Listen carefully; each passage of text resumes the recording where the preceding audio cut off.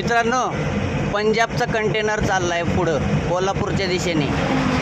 किन्नीच्या toll नाक्यावरून हा सायकलवाला त्याच्यासोबत आहे, त्याला चिटकून चालवतो आहे. मी त्याला सांगितले की मधल्या पट्ट्यात नको चालवू, सर्व्हिस रोडने जा किंवा कोपऱ्यातून जा, तर तो ऐकत नाही. कंटेनर काय सोडत नाही.